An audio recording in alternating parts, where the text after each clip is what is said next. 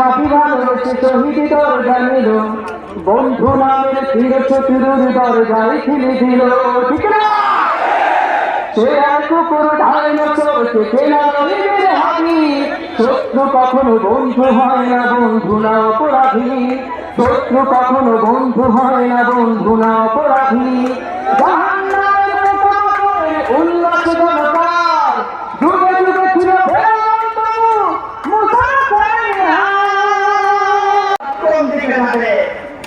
আবার কি আমরা জনগণের জিঞ্জির করবো, নাকি আমরা আগামী হয়ে মুক্ত বাতাসে কণ্ঠ উঁচু করে কথা বলবো? এই নির্বাচনে চিরতরে দেশবাসীকে পরাজিত করার জন্য অবশ্যই আমাদেরকে বিজয় করতে হবে। এই সমাবেশ থেকে আমি আপনাদেরকে দায়িত্ব নিয়ে বলতে চাই, এখানে শুধু আমাদের স্কিল দিলেই হবে না। এই নামে হলো আবার তিনটে নির্বাচন হয়েছে, সেই প্রেসিডেন্ট কাঠামোতে আবার নির্বাচন করা, বন্দোবস্ত তৈরি করা। এই নামে হলো আবার আইনাগত তৈরি করা।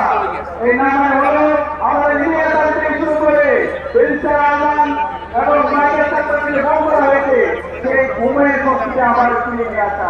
সুতরাং এই জুলাই প্রজন্ম বেশি থাকবে, বাংলাদেশে যারা ন্যায়ের পক্ষে লড়াই করছে তাদের স্থান আমরা হতে দেব না।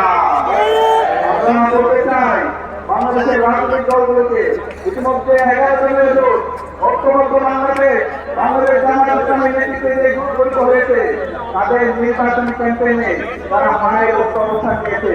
তাদের যত ক্যাম্পেইন হচ্ছে তারা হায়ের পক্ষে ক্যাম্পেইন করছে। কিন্তু আমাদের কষ্ট লাগে, দীর্ঘ 50 দিন আন্দোলনে